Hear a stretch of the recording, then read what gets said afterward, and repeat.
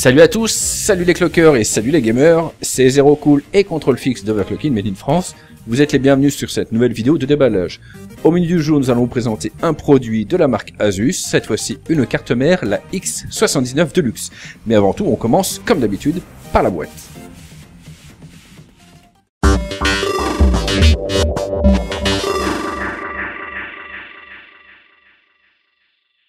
Voyons donc cette boîte de la X79 Deluxe. Donc comme on le voit, ce n'est pas une boîte Rogue ni une boîte TUF, ce n'est pas de la Sabertooth, c'est la nouvelle version dorée de Asus. Donc on sera autour d'un chipset X79, ça va être intéressant pour la compatibilité Sandy Bridge E et Ivy Bridge E. Forcément, donc on sera sur du socket LGA 2011, toute la gamme des CPU LGA 2011 sera compatible. À côté, on va voir les informations sur le multi-GPU, donc elle sera compatible SLI et Crossfire, du 4-way SLI pour Nvidia, et bien sûr au niveau du son, la compatibilité DTS. On a toujours nos 8 slots RAM en quad channel, toujours intéressant. Technologie TPU pour la gestion de l'overclocking, ça on connaît, la technologie EPU pour l'économie d'énergie, et un dernier élément qui sera celui du Precise Power Control, c'est tout ce qui est gestion des étages d'alimentation. La quatrième vignette, c'est l'Ultimate Cool and Quiet pour les ventilateurs, et on retrouve une information sur le Bluetooth et le Wi-Fi. Derrière la boîte, on voit plusieurs éléments, notamment une photo de cette X79 Deluxe avec une présentation générale de la carte mère et des divers équipements. Juste à côté, nous aurons nos 5 vignettes qui parlent forcément du Forward Optimization de Asus pour une optimisation et une gestion rapide des préférences. On aura aussi tout ce qui est Asus SSD Caching 2. Voilà. Avec tout ce qui est gestion avancée des accès disques. On verra par la suite qu'on a un nombre conséquent de ports SATA. Ça va nous permettre bien sûr d'utiliser nos SSD et nos disques en cache. Juste à côté, les informations sur les 8 slots RAM. Donc comme d'habitude, 4 de chaque côté du CPU, ce qui va nous faire la possibilité d'avoir du quad channel et donc des performances assez impressionnantes.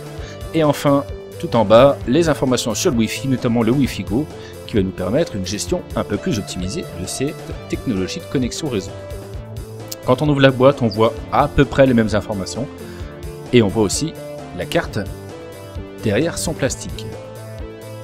Voilà, information mise à jour du BIOS disponible directement via clé USB, pas besoin de booter la machine. On met une clé USB, on appuie sur le bouton pendant 4 secondes et la carte mère se flash toute seule. Ça, c'est une nouveauté chez Asus et c'est vraiment très très bien. Voilà, ce qu'on va voir ensemble maintenant, c'est l'intérieur pour voir le bundle.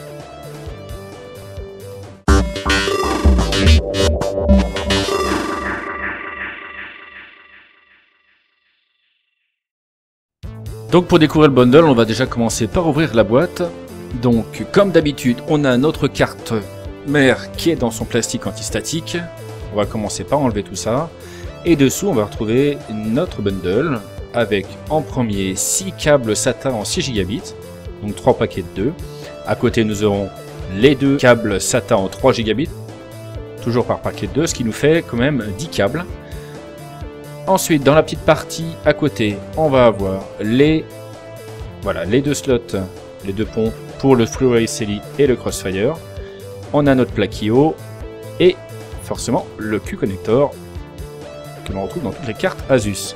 Une antenne Wi-Fi avec double connexion et le manuel d'utilisation. Dedans, on va retrouver un DVD avec tout ce qui est pilote et suite logicielle, avec aussi le petit sticker Asus. Voilà, pas grand chose donc dans ce bundle, rien de particulier, mais toujours un bundle de qualité. Donc ce qu'on va faire tout de suite, c'est qu'on va passer directement à la carte en elle-même avec son PCB.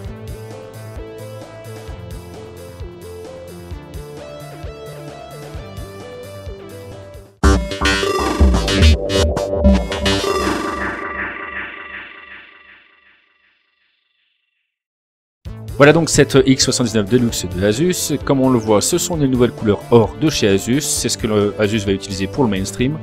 Donc on est sur du socket LGA 2011 avec les 8 ports mémoire, donc 4 de chaque côté, pour du quad channel. Toujours aussi simple à brancher. On a un côté voilà, avec un petit rabat. On prend la barrette, on la clipse d'un côté et ça se fait tout seul. On va commencer par voir ce qui se passe au niveau de la plaque I/O. Donc comme on disait tout à l'heure, on a nos 4 ports USB 2 dont un pour la mise à jour du BIOS, c'est le petit port USB blanc. On branche ici notre clé USB avec le fichier du BIOS dedans. Directement là. On appuie 4 secondes sur le bouton qui est juste à côté. Et la carte se flash toute seule sans même avoir besoin de la démarrer. Ça, c'est super pratique. C'est une exclue chez Asus. C'est vraiment très bien. À côté, 2 ports USB 3 avec un premier port RJ45. Le petit bouton comme on a vu tout à l'heure pour flasher. On retrouve 2 ports eSATA. Ça, c'est pour les équipements externes. Stockage. 4 USB 3 et un deuxième port RJ45. Donc, on se retrouve avec 2 RJ45 et 8 ports USB 3.0. Voilà, à côté les 2 connecteurs pour l'antenne Wi-Fi et ensuite les 5 ports jack 2,5 pour le son et une sortie optique. Ça c'était pour la plaque I/O. Sur le devant de la carte, on va retrouver les ports SATA, donc là on va en avoir 12.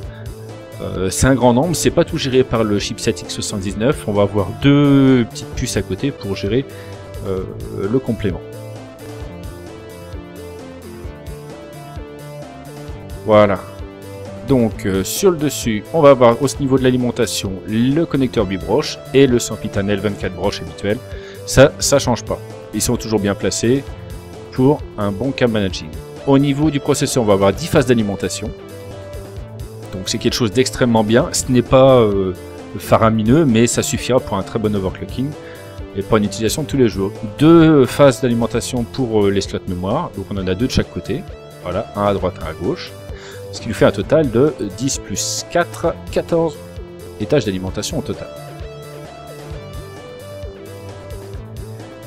Au niveau des boutons, on va avoir en dessous le bouton Power et le bouton Reset. Toujours utile quand on a la carte sur une boîte. On a un bouton Direct Key. Le petit afficheur debug LED, forcément quand on est sous azote ou même quand on a un problème matériel, c'est toujours bien de savoir d'où ça vient. Donc là on aura en hexadécimal un message d'erreur. Un bouton Clear CMOS, toujours utile.